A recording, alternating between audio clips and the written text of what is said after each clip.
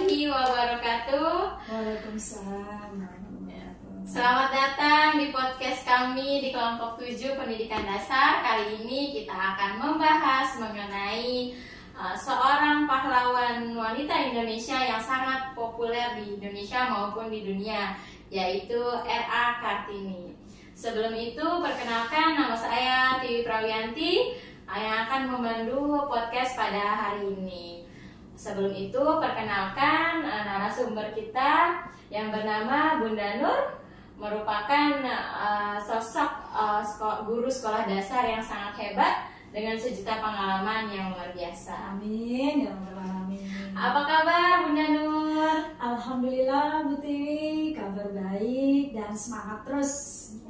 Nah, pada kali ini Bunda, pada podcast kali ini kita akan membahas mengenai Raden Ajeng Kartini ya Bunda. Ya. Nah, menurut Bunda nih Raden Ajeng Kartini ini sosok yang seperti apa? Ya. Kalau menurut saya Ibu R.A. Kartini, Raden Ajeng Kartini yang kita kenal ya, merupakan sosok wanita yang luar biasa ya, yang penuh power, penuh cerdas gitu dalam pemikiran-pemikirannya, dan beliau adalah pahlawan wanita Indonesia khususnya dalam bidang pendidikan. Selain itu beliau juga merupakan pelopor emansipasi perempuan di Indonesia. Yang ketiganya juga beliau seorang yang memiliki kemampuan menulis. Nah, dengan tulisan-tulisannya itu kan sampai seluruh dunia bahkan kan ya. Kemudian yang luar biasanya, walaupun beliau hanya lulusan sekolah dasar, tetapi gagasan pemikirannya itu sangat menjadi pembangun bagi kita semua, seperti itu. Selain itu juga beliau memiliki pemikiran-pemikiran yang sangat visioner, yang sehingga dengan pemikirannya itu yang sangat maju dan visioner tadi itu membuat Indonesia itu sangat berpengaruh dan maju pada zaman itu. Gitu Bu Tiwi. Iya, nah menurut Bunda Nur nih, apakah karena Raden Ajeng Kartini ini dari keluarga minat ya Bunda, sehingga bisa luasnya pertemanan gitu ya, yang dimiliki oleh Raden Ajeng Kartini ini sehingga Kartini terkenal di Indonesia maupun dunia.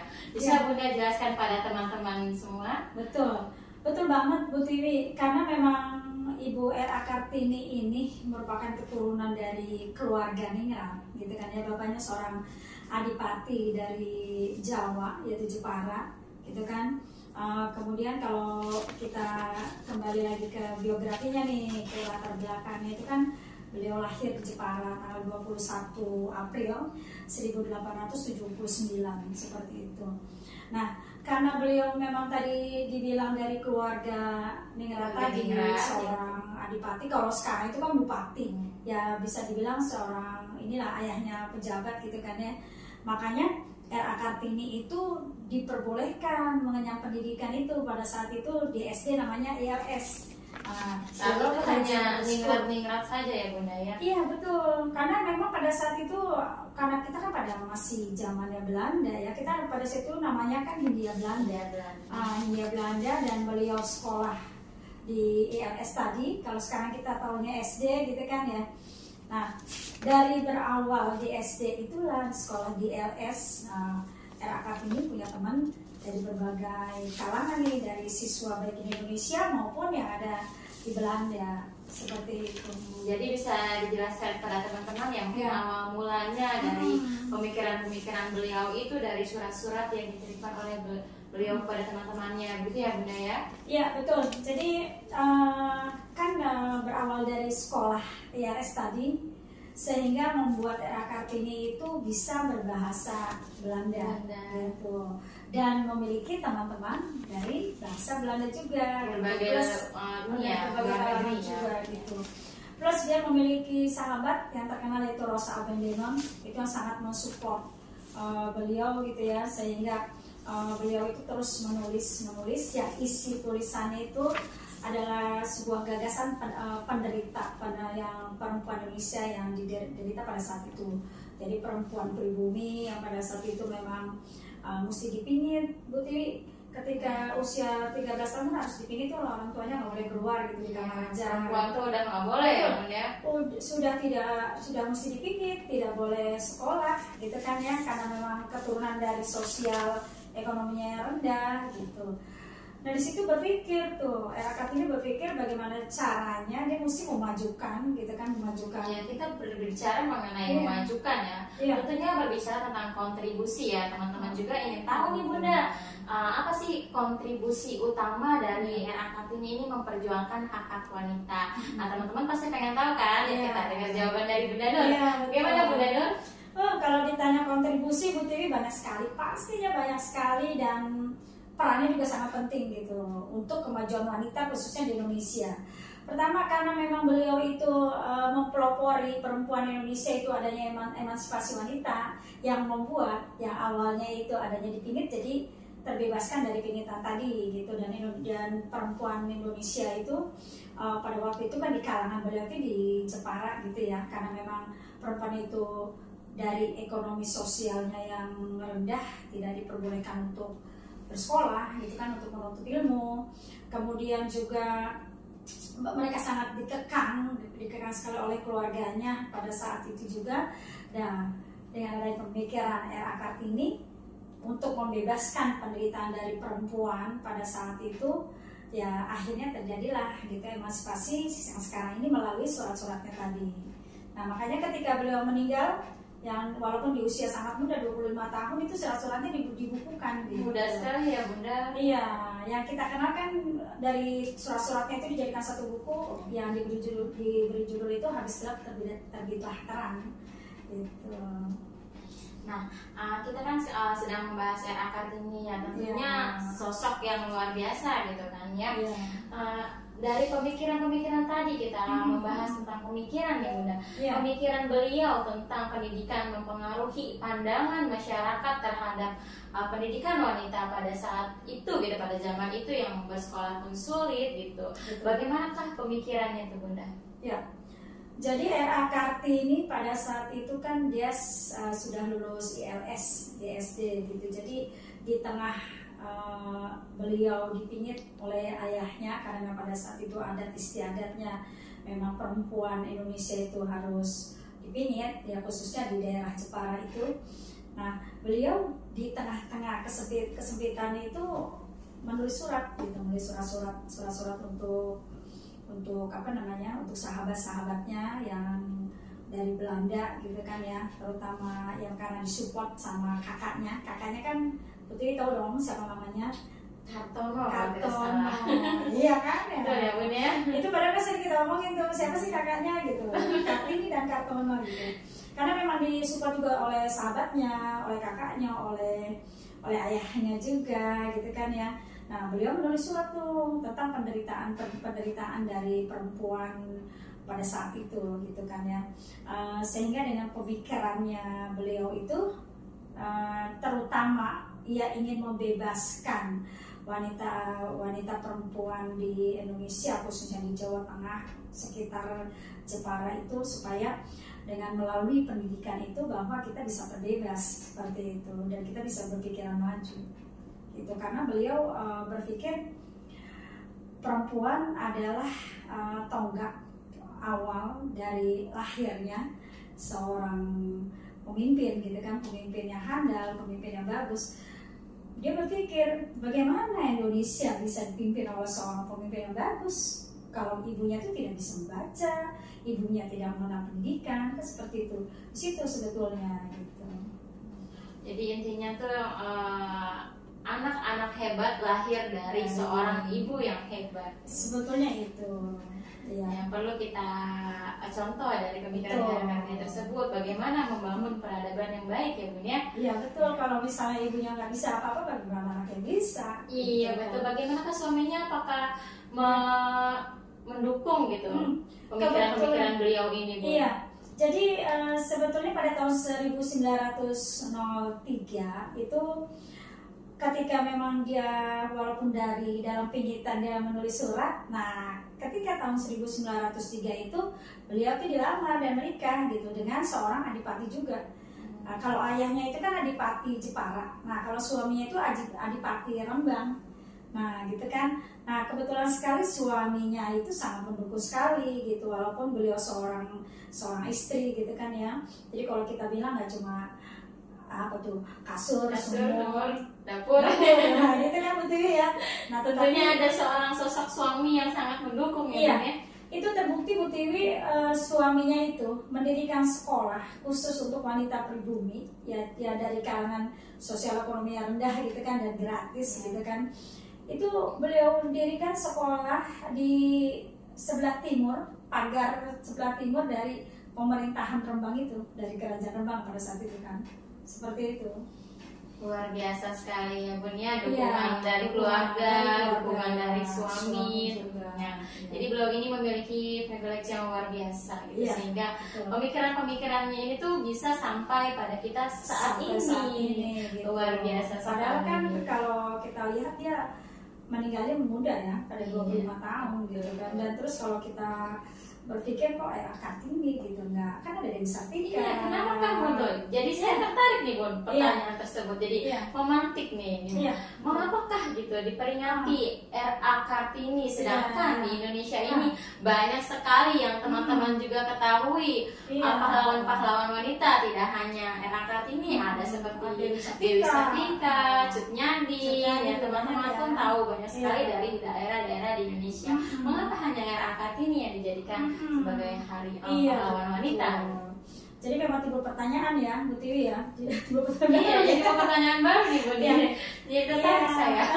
Jadi begini Bu Tiwi, memang pertama kenapa R.A. Kartini gitu, sampai kita peringati ya. Iya, diperingati tuh ya, pakai baju adat, kita lomba ya, kita kan pakai baju adat Kartini gitu kan ya.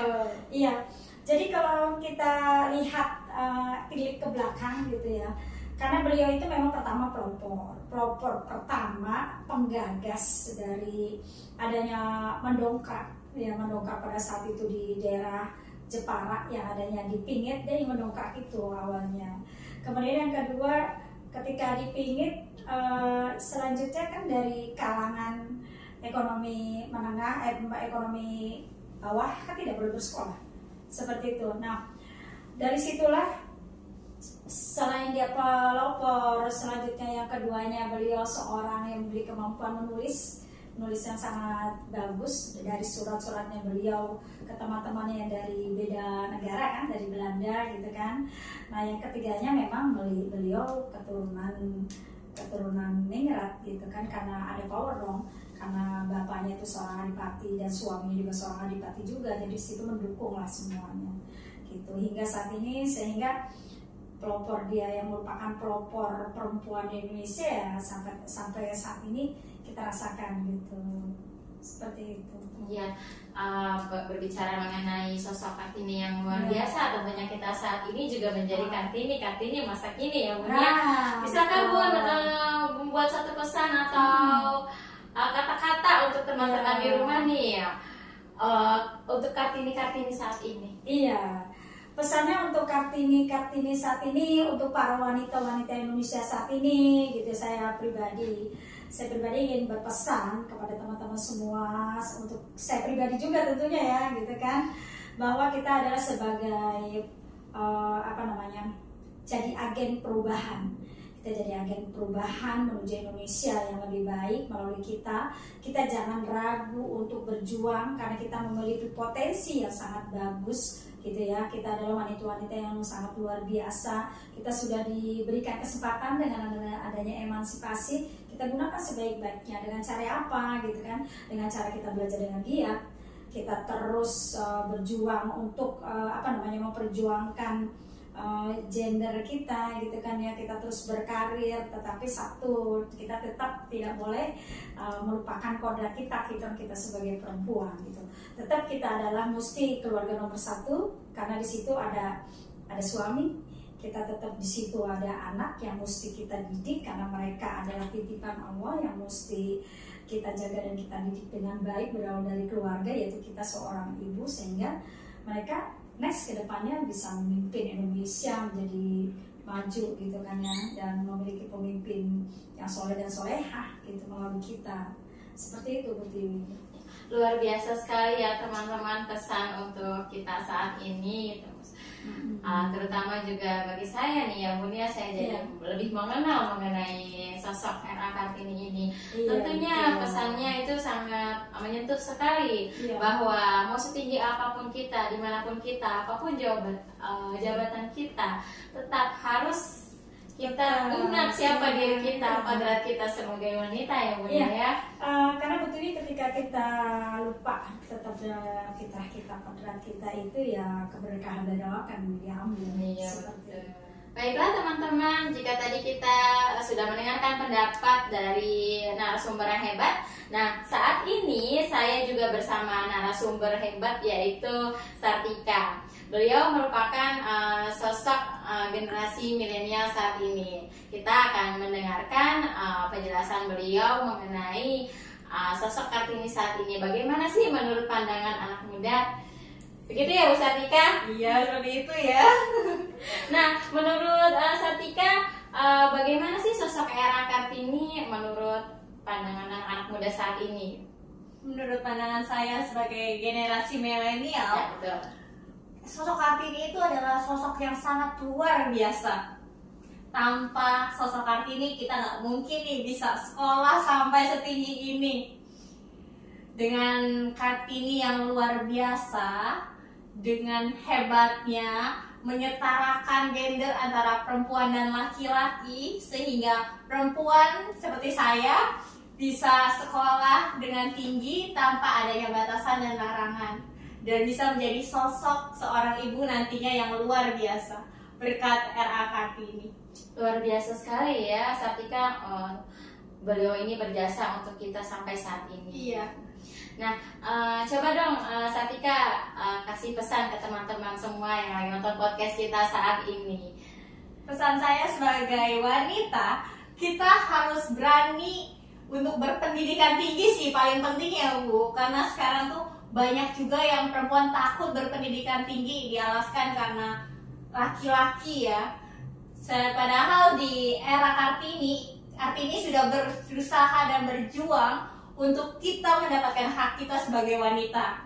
Oleh karena itu, sebagai perempuan dan generasi milenial, kita harus berani untuk berpendidikan tinggi, bukan untuk menyaingi laki-laki, tapi untuk bisa menjadi seorang wanita yang baik dan ibu yang baik untuk generasi berikutnya. Luar biasa sekali pendapat generasi kita saat ini ya Bunda. Sekian dari kami. Wassalamualaikum warahmatullahi wabarakatuh. Waalaikumsalam warahmatullahi wabarakatuh. Salam Kartini masa kini. 2, 3. Salam Kartini masa kini. Bolehkah diberikan satu pesan untuk R.A. Kartini atau Kartini pada saat ini gitu. Untuk teman-teman yang di rumah, untuk teman-teman kita. Iya, boleh. Apa sih boleh? Ulang. Nanti aja Bu. Aku tanya, tapi nggak apa-apa nih. Kenapa? Nggak apa-apa. Nggak ada nomor apa-apa kan yang Nggak penting? ada, nggak ada. Guru aja ini guru. Sah jadi guru. Satu. Salam. Belum. Kita Jawabannya apa ya Bu? catat dulu kan? Kamu mau jawab apa dulu? Oke. Salam apa? Salam Kartini masa kini. Oke. Satu nih. Salam Kartini masa kini. Gitu. Iya. Oke. Ada tiga bareng. Kalau ibu nggak Bisa kelihatan. tiga yang gini ya. Gimana? Nggak, ya tangan ibu nggak kelihatan nantinya. Di sini. Oh iya di situ. Di situ ya. Kanan dong say. Kanan nggak ada ya. Kalau kan dua-duanya begitu. Iya,